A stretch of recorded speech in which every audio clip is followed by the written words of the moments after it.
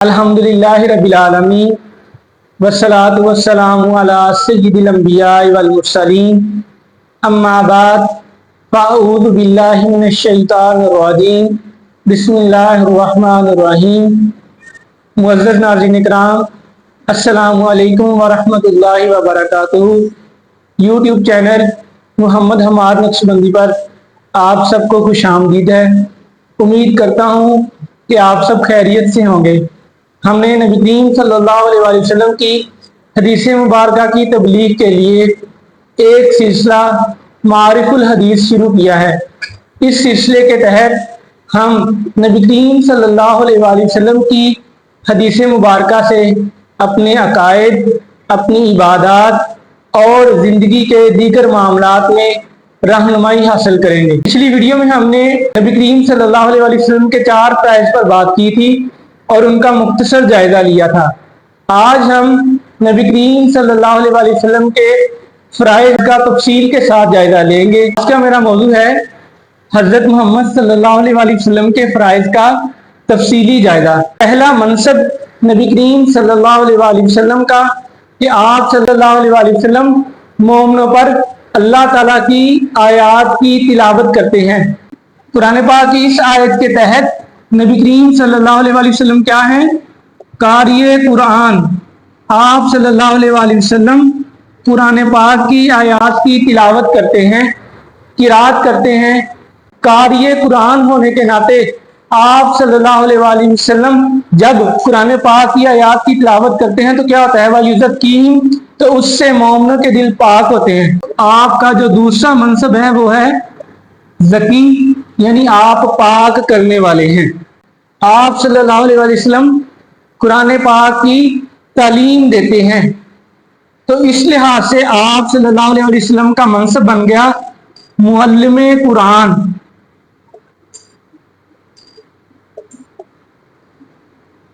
कुरान पाक की आयत की तिलावत और चीज़ है और कुरान पाक की आयत की जो तालीम है वो एक और चीज़ है।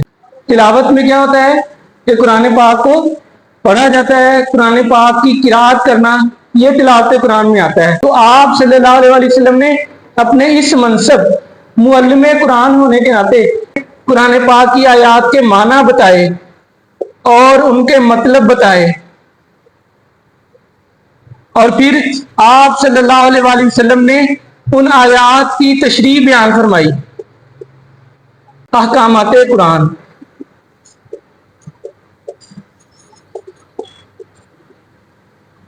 कि जिस तरह कुरान पाक की आयत दलील है हमारे लिए कि हम उनसे अहकामात को सीखते हैं, और जिस तरह के नबी करीम सल्लल्लाहु अलैहि वसल्लम ने भी अपने मनसब का हक अदा किया। कुरान पाक हमारे लिए हुज्जत है।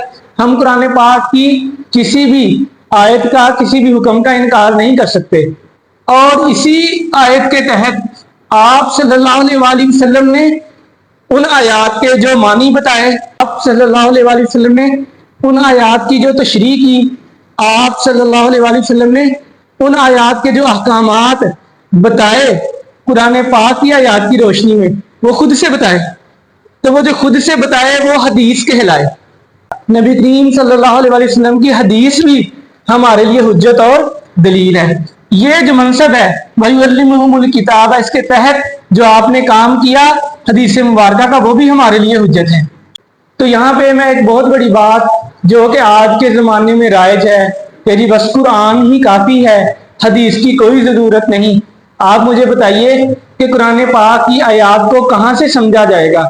अल्लाह पाक ने कुरान पाक में अगर नमाज का हुक्म दिया है तो वो नमाज हम कहाँ से सीखेंगे?